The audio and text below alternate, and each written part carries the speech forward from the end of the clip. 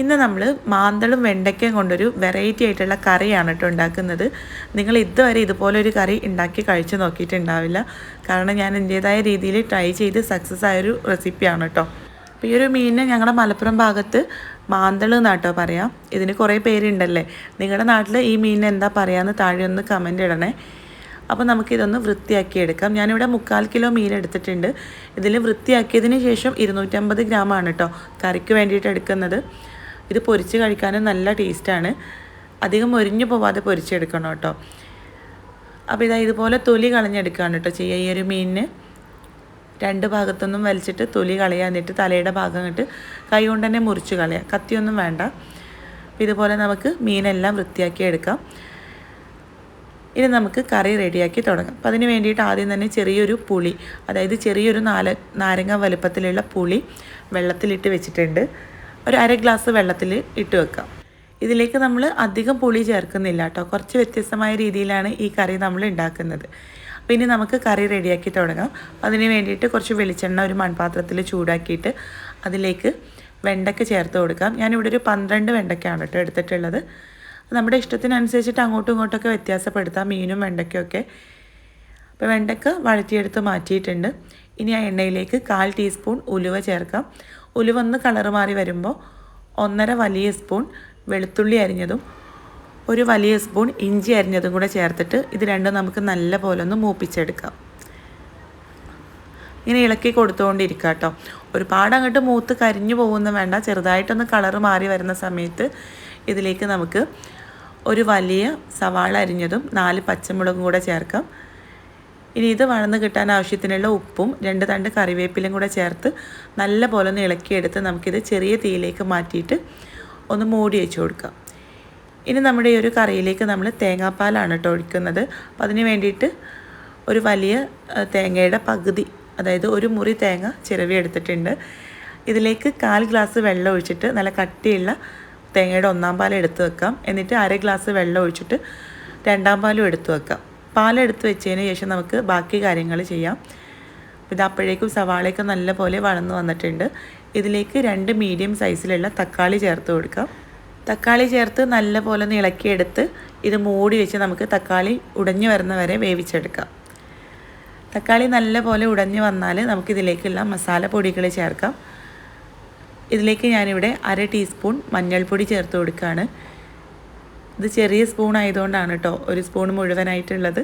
പിന്നെ 1/2 ടീസ്പൂൺ മുളക് പൊടി കൂടെ ചേർത്തിട്ടുണ്ട്. 1.5 ടേബിൾ സ്പൂൺ മല്ലിപ്പൊടി, അതായത് 1.5 വലിയ സ്പൂൺ മല്ലിപ്പൊടി. പിന്നെ അതാ എരിവിന് ആവശ്യത്തിനുള്ള കുരുമുളക് ചതച്ചെടുത്തതാണ് കേട്ടോ. ഫ്രഷ് ആയിട്ടുള്ള കുരുമുളക് എടുത്തിട്ട് ഇതുപോലെ ഒന്ന് ക്രഷ് ചെയ്തെടുക്കുന്നതാണ് നല്ലത്. ഇപ്പോൾ ഇതില്ലെങ്കിൽ എരിവിനനുസരിച്ചിട്ട് റെഡിമെയ്ഡ് ആയിട്ടുള്ള കുരുമുളക് പൊടി ചേർത്താലും മതി. എന്നിട്ട് നല്ല പോലെ ഒന്ന് ഇളക്കിയെടുത്ത് ഇതിൻ്റെ ഒരു റോസ്മെല്ലൊക്കെ മാറുന്ന സമയത്ത് ഇതിലേക്ക് പുളിവെള്ളം ചേർത്ത് കൊടുക്കാം. നമ്മൾ 1/2 ഗ്ലാസ് വെള്ളത്തിലാണല്ലോ പുളി കുതിർക്കാൻ വേണ്ടിയിട്ട് വെച്ചിട്ടുള്ളത്. അപ്പോൾ അതുകൊണ്ട് തന്നെ കുറച്ച് പുളിവെള്ളം ഉണ്ടാവുള്ളൂ കേട്ടോ. എക്സ്ട്രാ വെള്ളമൊന്നും ചേർക്കണ്ട. ഇതിലേക്ക് നമ്മളിവിടെ വഴറ്റി വെച്ചിട്ടുള്ള വെണ്ടക്ക കൂടെ ചേർത്ത് നല്ല പോലെ ഒന്ന് ഇളക്കിയെടുക്കാം. എന്നിട്ട് നമുക്ക് ഒരു 2-3 മിനിറ്റ് ഒന്ന് മൂടി വെച്ച് കൊടുക്കാം. വെണ്ടക്കയിൽ മസാലയൊക്കെ പിടിച്ച് കിട്ടാൻ വേണ്ടിയിട്ടാണ് കേട്ടോ. ചെറിയ തീയിലേക്ക് മാറ്റിയിട്ട് ഇതൊന്ന് മൂടി വെക്കാം. 2-3 മിനിറ്റ് ഒന്ന് മൂടി വെച്ച് തുറന്നിട്ട് നമുക്കിതിലേക്ക് തേങ്ങാപ്പാൽ ചേർത്ത് കൊടുക്കാം. തേങ്ങയുടെ 2-ാം പാലാണ് കേട്ടോ ഈ സമയത്ത് ചേർത്ത് കൊടുക്കുന്നത്. ഇതിൽ 1.25 കപ്പാണ് തേങ്ങയുടെ 2-ാം പാൽ ഉണ്ടായിരുന്നത്. അപ്പോൾ ഈ സമയത്ത് നിങ്ങൾക്ക് ആവശ്യത്തിനുള്ള വെള്ളം കൂടെ വേണമെങ്കിൽ ചേർക്കാം. കുറച്ചും കൂടെ ലൂസാക്കണമെങ്കിൽ വെള്ളം ചേർക്കാം കേട്ടോ. എന്നിട്ട് നമുക്ക് വെണ്ടക്ക പകുതി വേവിച്ചെടുക്കാം. ആവശ്യത്തിനുള്ള ഉപ്പ് ചേർത്ത് മിക്സ് ചെയ്യാം കേട്ടോ. ഈ സമയത്ത് തേങ്ങാപ്പാൽ ചേർക്കുമ്പോൾ ഉപ്പൊന്ന് ചെക്ക് ചെയ്തിട്ട് ചേർത്ത് കൊടുക്കുക. ഇതാ വെണ്ടക്ക പകുതിയോളം വെന്ത് വന്ന സമയത്ത് നമ്മൾ ഇതിലേക്ക് മീൻ ചേർത്ത് കൊടുക്കുകയാണ് കേട്ടോ. മീൻ ചേർത്ത ഉടനെ തന്നെ നല്ലോണം ഒന്ന് മിക്സ് ചെയ്ത് കൊടുക്കുക. പിന്നെ കുറച്ച് കഴിഞ്ഞാൽ നന്നായിട്ട് ഇളക്കി കൊടുത്താൽ മീനൊക്കെ ആകെ പൊട്ടി പോകും കേട്ടോ. അതുകൊണ്ട് ചേർത്ത ഉടനെ ഒന്ന് മിക്സ് ചെയ്തിട്ട് ചെറിയ തീയിലേക്ക് മാറ്റിയിട്ടൊന്ന് മൂടി വെച്ച് വേവിച്ചെടുക്കാം. മീനിൻ്റെ സൈസിനനുസരിച്ചിട്ടാണ് കേട്ടോ ടൈം. അപ്പോൾ ഞാനൊരു 5 മിനിറ്റാണ് വെച്ചത്. ഈ മീൻ പെട്ടെന്ന് തന്നെ വെന്ത് കിട്ടും. അപ്പോൾ മീൻ വേവുന്ന സമയത്ത് നമുക്കിതിലേക്ക് തേങ്ങയുടെ 1-ാം പാൽ കൂടെ ചേർത്ത് ജസ്റ്റ് ഒന്ന് ഇളക്കിയെടുത്ത് നമുക്ക് ഫ്ലെയിം ഓഫ് ചെയ്ത് കൊടുക്കാം. ഇതാ നമ്മുടെ കറി ഏകദേശം റെഡി ആയിട്ടുണ്ട്. ഇനി നമുക്കിത് മൂടി വെച്ച് വിളമ്പുന്നതിൻ്റെ മുമ്പായിട്ട് അല്ലെങ്കിൽ കുറച്ച് കഴിഞ്ഞിട്ട് നമുക്കിതിലേക്ക് കുറച്ച് പച്ച വെളിച്ചെണ്ണയും കറിവേപ്പിലയും ഇട്ട് കൊടുക്കുക. ഇനി കുറച്ച് സമയം മൂടി വെച്ചിട്ട് വിളമ്പുന്ന സമയത്ത് തുറന്നാൽ മതി. ഏകദേശം ഒരു അരമണിക്കൂറെങ്കിലും കഴിഞ്ഞിട്ട് വിളമ്പുന്നതാണ് കേട്ടോ കൂടുതൽ ടേസ്റ്റ്.